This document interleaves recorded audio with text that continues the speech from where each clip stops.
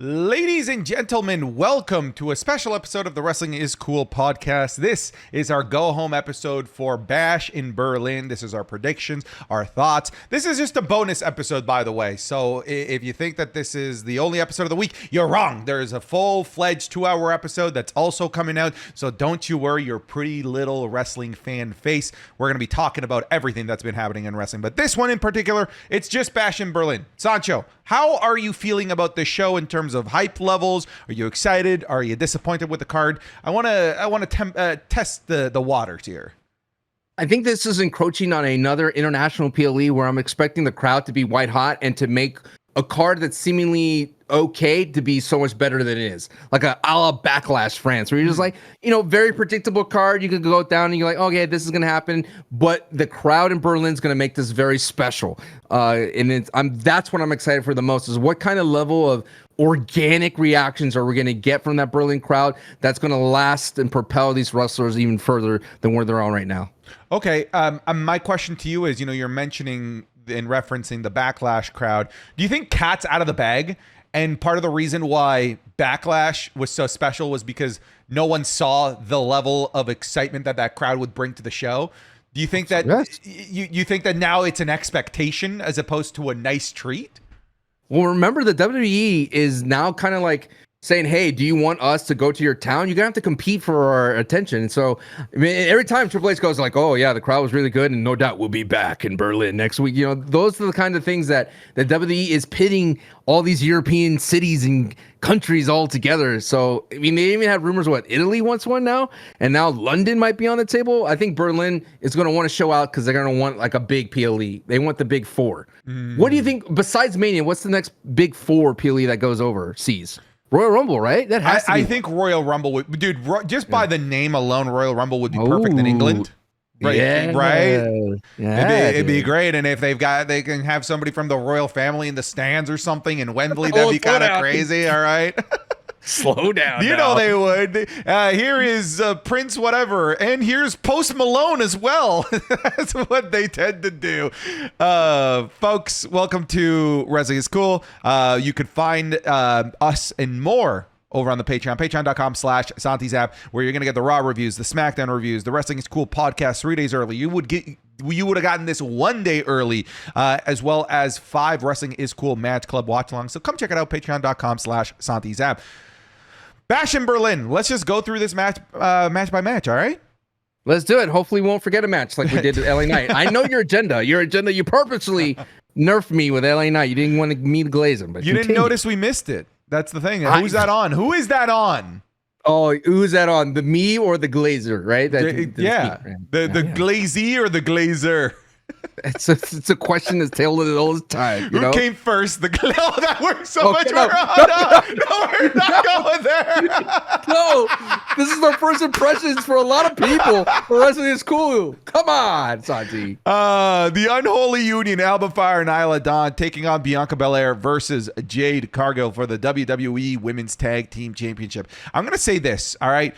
Unholy Union, I want to give them a bit of respect because they've been workhorses. They've been going all over the place. They've been feuding with Metaphor in NXT for the Great American Bash. They have been feuding with Pure Fusion Collective and Damage Control on Raw, all while balancing the feud with Bianca Belair and Jade Cargill this entire time alongside Blair Davenport and Naomi. So they've been all over the place, working super hard. Even that, with all their hard work, there's no way that these titles get on a PLE unless it's Bianca Belair and Jade Cargill. So you're thinking that it is going to be Unholy Union with the L here? No.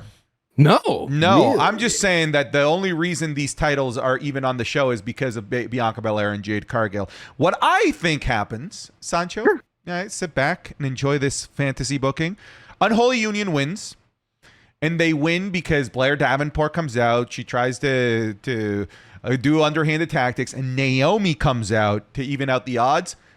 I am predicting Naomi accidentally costs Bianca Belair and Jade Cargill the match.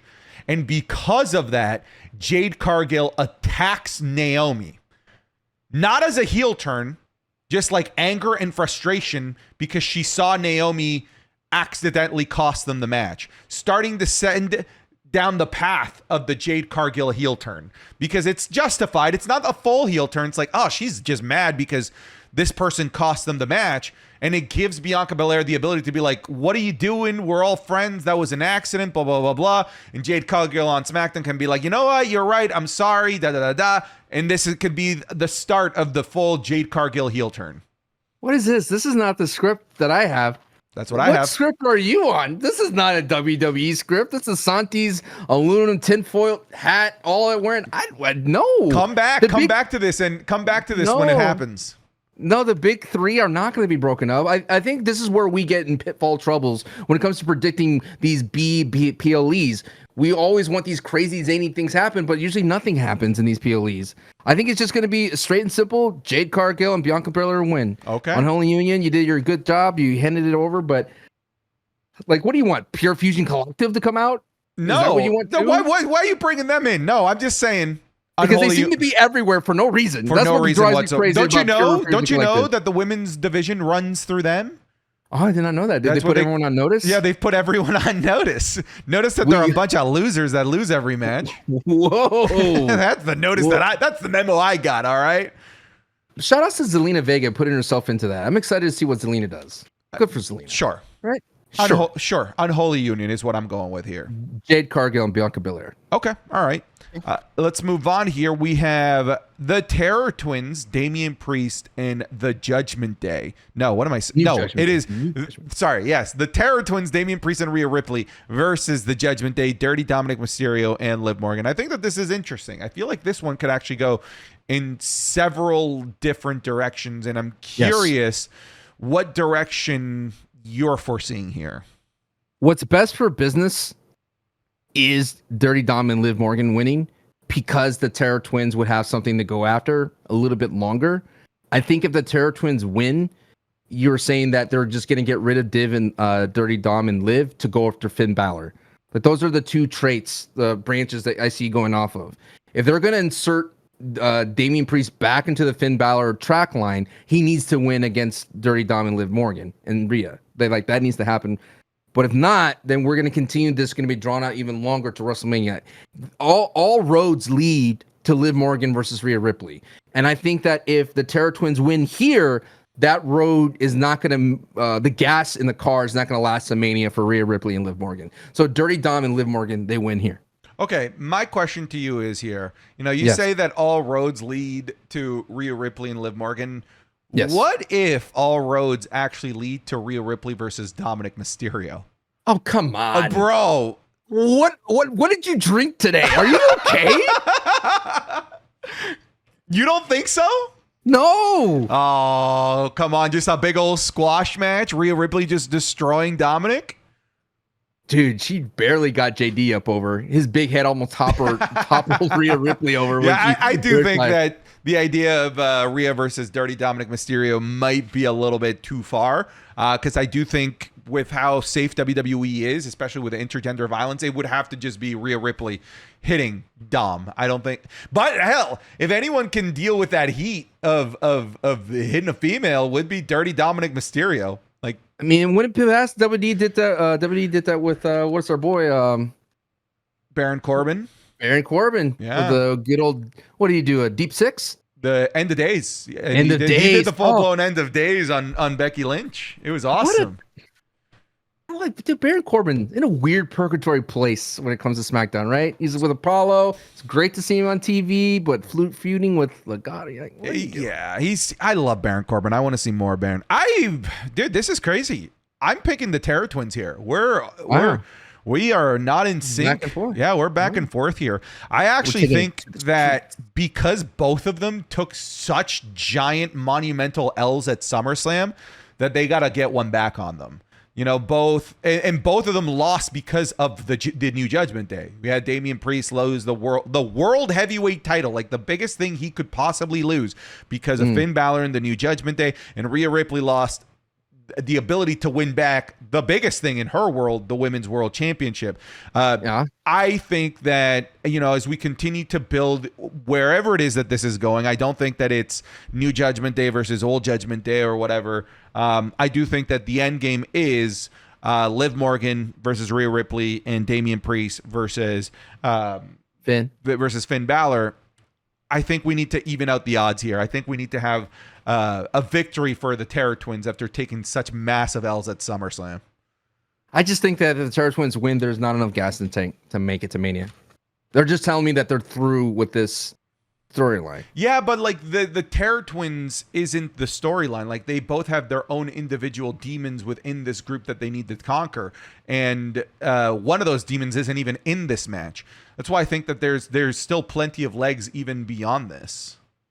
So Okay. I'm gonna go with the Terror Twins here. At the very least, it keeps our prediction spicy and not identical to one another. Yeah. Fellas, I love going to wrestling shows, and if you've ever been in a packed arena full of other wrestling fans, you'll know that a lot of them, how do I put this kindly, don't smell very good. And I've always been really careful to take care of my personal hygiene when I go to wrestling shows to make sure that I don't join the statistic of stinky wrestling fans. And now it's much easier to do so thanks to today's sponsor, Mando. Mando works so well because it doesn't cover up odor after the fact with heavy fragrances like certain other deodorants do. Instead, it stops the odor at the source by blocking the bacteria on your skin from eating your sweat, which is the actual cause of BO. What does this mean? It means that Mando is clinically proven to control odor for up to 72 hours. Mando deodorant was my go-to deodorant for a SummerSlam weekend, a weekend that I spent walking all over Cleveland, meeting viewers and jumping and screaming for hours in a packed stadium with over 50,000 people. And I may have walked out of SummerSlam incredibly tired. I may have walked out sick with the flu, but damn it, I smelled amazing from beginning to end and beyond. Mando's starter pack is perfect for new customers. It comes with a solid stick of deodorant, cream tube deodorant, and 2 free products of your choice, like the mini body wash or the deodorant wipes. You also get free shipping. Luckily, I have a discount code to help you get hooked on my favorite smelling whole body deodorant on the market. New customers will get $5 off the starter pack with my exclusive code. That equates to over 40% off of your starter pack. Just make sure that you use code Santi at shopmando.com. Again, that is code Santi at shopmando.com. Thank you very much to Mando for sponsoring today's video. Now let's get back into it. I like that. Let's talk about Cody Rhodes defending the WWE Undisputed Championship against Kevin Owens. I have one plea for this match. Sure. Don't let this be the closer. You know, they've been giving Cody Rhodes closing matches that just I don't frankly believe should have been the closing matches. Like he opened with AJ. Backlash he closed. No, the one with the I know Clash of the Castle. He did open with AJ. But like he closed King and Queen of the Ring. I don't think he should have closed. I think it should have been Randy versus Gunther. He closed Money in the Bank. I don't think he should have closed with the 6-man tag match that really had not a lot on the line. He's been closing pretty much every show, and I just don't think that this is a show that he should be closing when there's 2 matches that I think warrant closing before Cody Rhodes and Kevin Owens. I'll keep my prediction honestly really simple. It's Cody Rhodes, and I think it's really obvious it's Cody Rhodes. Not because I think that Kevin Owens can maybe down the line win a big one, but mostly because, and this is so nerdy to talk like this, like trying to analyze and be analytical, but this is what this podcast is for. The winning end game for Kevin Owens here and for Kevin Owens fans isn't him beating Cody Rhodes for the title. It's him rediscovering his violent prizefighter self. It's Kevin Owens willing to maim Cody Rhodes, because I think that's what's going to be the internal mental struggle for Kevin Owens this match, where he won't go far enough to beat Cody Rhodes. He won't do the power bomb on the apron. He won't do the things that could legitimately hurt Cody Rhodes because he's buddies with him, and he's going to lose because of that. And once he realizes he lost because of that, I think we're going to see him tap into that more vicious prize fighter version of himself that's willing to go the extra mile to potentially injure and cause lasting damage to Cody Rhodes, something that he was willing to do to even his best friend Sami Zayn, something that he's not willing to do now. I think the winning end game for Kevin Owens is a reawakening of that vicious version of himself. You want like a Will Ospreay willing to go to the darkest depth to hit the Tiger Driver 91. Oh, that's a perfect example. Yeah, we need him to. We need him at some point. I don't think that it happens at Bash in Berlin. My prediction is that Cody Rhodes wins, and he wins because Kevin Owens isn't willing to go that deep. I think Cody Rhodes does win, but due to DQ from Kevin Owens willing to go that deep. Oh, okay. All right. Let's hear you out. Like he hits a pile driver. Okay. Something that is controversial. You know? Imagine if Kevin Owens, because they don't do this, but if Kevin Owens hit a pile driver on Cody, and all of a sudden it's like, oh my God, Kevin Owens is losing it, and he keeps being more violent, and then they have to call the match. Oh no! Do not end the match like that. No, dude, nobody likes when that happens. When the Fiend gets beat up so much that it's like, oh, no more. Oh, you hurt him too much. Versus seeing the triple crossroads from Cody. That's what you want to see instead? I want to see Cody Rhodes hit a triple crossroads. I just don't want to get to the point where Kevin Owens is so violent that they call the match. Like that's you want Kevin Owens to look there to see Cody Rhodes who's doing this, right? He's doing this like I'm crawling on my arms and I'm struggling, I'm holding my sides. To Kevin Owens like, oh, I can't beat him like this, and then he gets schoolboy rolled up and for the lose. Is that what you want? I mean, in terms of booking this for the long term, I kind of like that. But like in your scenario, I don't mind the idea of Kevin Owens going too far and getting himself disqualified, but like an overkill of and then overkilling him when the match is over, but like the match being called off because of the overkill, that's stupid. I have a gentleman's bet, which you still owe me for 5 gifted on Twitch, by the way. Yes. Gentleman's bet. Does Cody Rhodes hit Kevin Owens with the stairs? With the stairs. Stairs. Yes. Yes. I'm going to say yes. Okay. I'm going to say yes. No, I changed my mind. I'm going to say no.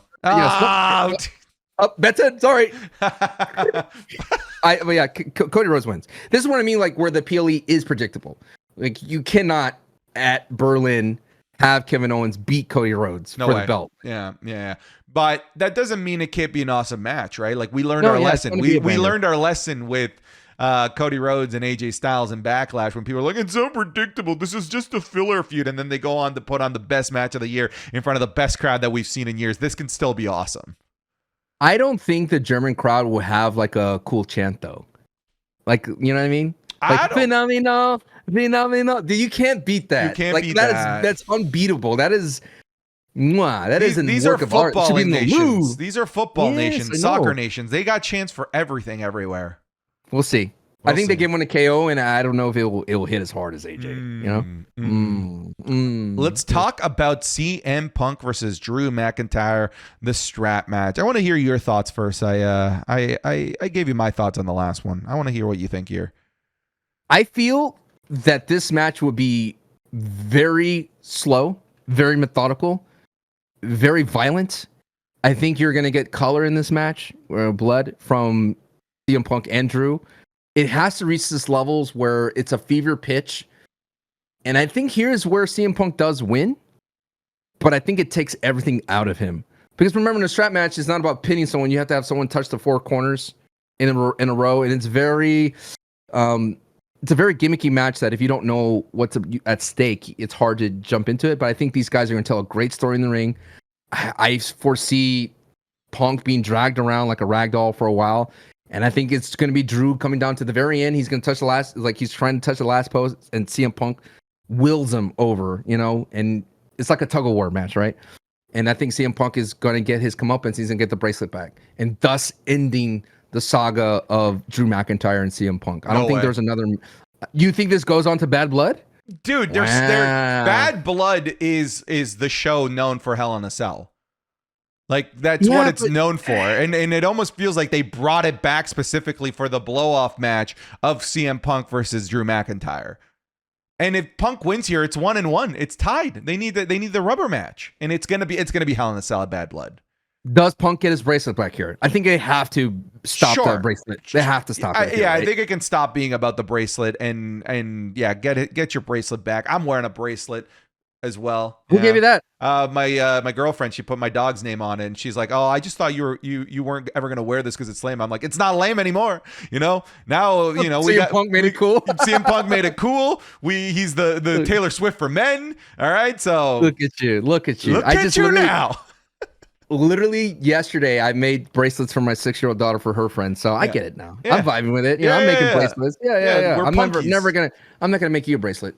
Oh wow! I'm gonna make you a bracelet now, and now I'm gonna put it on you. Yeah, I'm knocked down here. Put it on me. After what you said at the end of our Wrestling School Patreon episode, how dare you besmirch me and my love for Fortnite? But I think CM Punk wins, and it's gonna get very close to Drew winning. Like Drew's gonna be on that last ring post. Sure. And CM Punk is gonna just.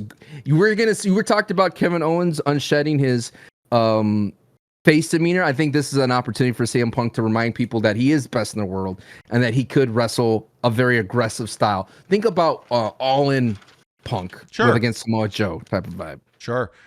That's still a crazy story that he choked out Jack Perry and then went out to have a match. With the biggest smirk on his face. I know a lot of people on our Patreon match club have been wanting the dog collar match with him and MJF. I think that's the level of Punk that we're going to get. Okay. All right.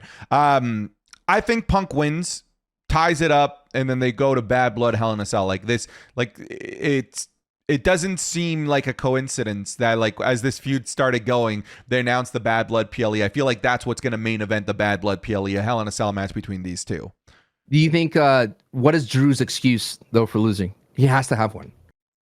Or he's going to find one. I'm sure he'll find one. I don't know what it could be. Maybe AJ Lee gets involved here. Maybe AJ and the dog. Maybe Larry bites at his legs. Maybe. Get a stunt dog that's not Larry, but kind of like Larry who's trained, you know? Yeah. I'm going to go with CM Punk here. I will say, on paper, all right, just on paper, I don't like the four corners aspect of the match. That's what I mean. It's like, it's different. Yeah, not every strap match has that, by the way. Like, for example, Daniel Bryan versus The Fiend didn't have the four corners. It was just two guys killing each other strapped to one another. So it doesn't have to be the four corners. And, it depends on how you want to look at it. Like, I think it's a little bit too game showy. Like, hey, you gotta touch the four corners if you want to win what's behind door number one. And it doesn't feel like a correct winning condition for this type of feud. I feel like they should be wanting to murder each other. They should be trying to knock each other out as the win condition. But you could make the argument, well, like they have to, because they have to drag each other's lifeless body to get to four corners. Pick whatever argument that you want. I'm sure the match is still going to be amazing. That's why I said on paper, I'm like, oh, really? The four corners version of this? I've never typically liked that version of the strap match. But I think it's going to be good. And I'm taking CM Punk here. And let's bring this home. Gunther versus... Randy Orton. Isn't it funny when Gunther, he talks normally like Randy, this, and then he always goes, ring general. It's like when you're like, yeah, can I have a guacamole, like an avocado? You got to get a little bit of that spice into it. You know what I mean? Can I have a Oaxaca bowl? A quesadilla? I'll have a coffee. I'll have a side of fries and an empanada. Yeah, it cracks me up because it's always like, hey, ring it. It's such just comes out of nowhere. It comes out of nowhere. Oh man, Gunther versus Randy Orton World Heavyweight Championship. I'm not convinced that Randy Orton is walking into the hornet's nest, that people are going to boo him to Kingdom Come like he thinks they are, and how commentary says that he's going to be. I don't think so. I think the Germans are going to love Randy Orton. Randy Orton is in his unhateable phase. Yeah, I really firmly believe that. I do think the crowd is going to go bananas for Gunther, though. And I think what's going to help make this match extra special, aside from the fact that we already know it's going to be amazing because we've seen part one of this at King of the Ring. And I compared it back then to two supercomputers trying to outcode each other or trying to outmaneuver each other. It was just such a great, graceful wrestling match. I think it's going to be that again. It could get a little bit more violent. Get a little bit more nasty than the King of the Ring match was, which really a little bit more nasty, and I know nasty. But I think Gunther wins here. Randy's one of those guys that's just taking L after L after L at PLEs. He hasn't won a single PLE match singles PLE match in years. Literal years at this point, and he's still Randy Orton. This is one of those guys that, like, losses do not matter for him. Yeah, we talked about it in our podcast, is like, who can take L's? Randy could eat so many L's because ultimately, Santi, he's going to take a W and he's going to hold on to that belt for John Cena to come and take it from him. Am I right? John Cena, #1 fan? There it is. He spins it. I think it'd be interesting. Is the WWE willing to let Gunther eat an RKO and kick out of it legitly? Ooh. Ooh, you're speaking some interesting thoughts here. I could see it in a world where he hits the RKO but doesn't pin right away. He has to crawl to him, and it takes too long to cover him. I know that's not what you want. I want a legit vintage Orton. Bam, little snake, little taunt that he does. Right, wake up, bam, RKO. Gunther eats that. Boom, zesty pin and all. 1, 2. Gunther, wham! Oh, that'd be good, dude. The crowd would actually go nuts. I think it would be fire. I think it would be equally fire if Gunther hits his like symphony of finishers and then Randy kicks out too. That'd be crazy. Are you predicting a Hogan and Rock situation here? Ooh. Where he goes right, and all of a sudden the crowd starts chanting for Randy because he's just getting destroyed, and all of a sudden people think that Randy's gonna win. Boom, RKO, like the big boot from Hogan, and the leg drop. You're like, oh my God, Randy's gonna win against Gunther in Berlin. And no, just like The Rock, all of a sudden, double rock bottom, boom, 1, 2, 3, does the job. I don't think it's gonna get to those fever pitch levels. It can. It could. Yeah. If it does, that'd be awesome. I'm taking. Okay, look. Here it is. Gunther does his finishes, and you're like, oh my God. And then Randy's like getting like, possum. He's like, ugh. And then Gunther's standing over like, come on, Randy. Get up. And keeps slapping him in the back of his head, right? He's like, get up, Randy. And then Randy goes, whoa, bam! Oh, people will go crazy. People will go crazy. And then they're both laid out in the ring, right? They're both laid out, and you're like, come on, Randy. And then he crawls and covers him. 1, 2, Gunther, wah, kicks out. You're like, oh my God. Dude, they should book us, man. Just let us do it, Triple H. Just let us do it. Just let us do it. But my prediction is Gunther. Yeah.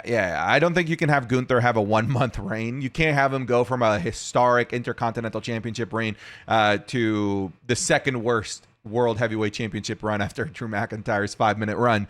They're not going to do that. Gunther's going to be carrying this for a hefty amount of time, I would imagine.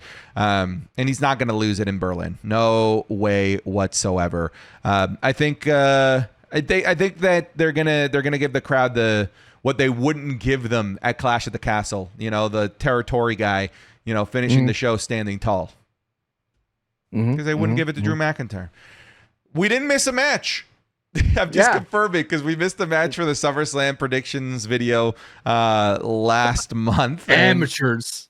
Well, do we want to do a quick little prediction on the LA Knight Open Challenge? Who you think it's going to be? It's on Patreon now, but I think it's going to be Ricky Starks. I think this would be a great place to debut Ricky Starks, and I think it'd be a fun kind of side quest for LA Knight to have a feud with Ricky Starks. And you said on the pod, it'd be another Chris Jericho and Rock situation, and I think those guys are kind of made for that. Mm-hmm. I still think that's too pie in the sky. I like pies. What better place to have them than in the sky, right? Well, but I think you're so dope. But I think it's just much simpler. I think it's just Ludwig Kaiser. I think that that's too wishful of thinking, in my opinion. He flew over there. Might as well, right? Might as well. He's already there. What if it's Giovanni? It could totally be Giovanni, right? The guy that all of a sudden remembered he speaks Italian. God, all I know, if there was a feud between Giovanni and LA Knight would say something borderline stupid, like he would call him Mario, or he'd call him like, look at this meatball, looking more like a spaghetti these days. Yeah. You'd be like, you would go, LA Knight, and you're like, oh, all right, right. I mean, he did say Escobar. He called him, I'm gonna dig your churro or something. You're like, okay, all right. Oh, there it is. All right, folks. That was a bonus prediction. There you go. Those are our predictions. Thank you very much for listening to this little bonus episode of the Wrestling is Cool podcast. Sancho, you're going to be watching Bash in Berlin. Whereabouts can people find you? Twitch.tv/Sancho was. Come on by. Drop the love. There's other places that are like a busy restaurant. There's like 1,000 people in there. Come on by the most intimate place right here. I'm one of those busy restaurants. If you want that atmosphere, come over to twitch.tv/SantiZam. Just depends what you want. Do you want that home style cooking from Sancho? Or do you want, food that won't give you any food poisoning because we've got FDA regulations? just because I don't have a rating outside my door doesn't mean I don't have delicious food. All right. Folks, thanks so much for listening to this episode. Take care, be wonderful people, and go check out Sancho or myself, whoever it is that you want to watch for your Bash and Berlin watch along. I'm just trying to end this. Okay, bye. I know. I know. Bye.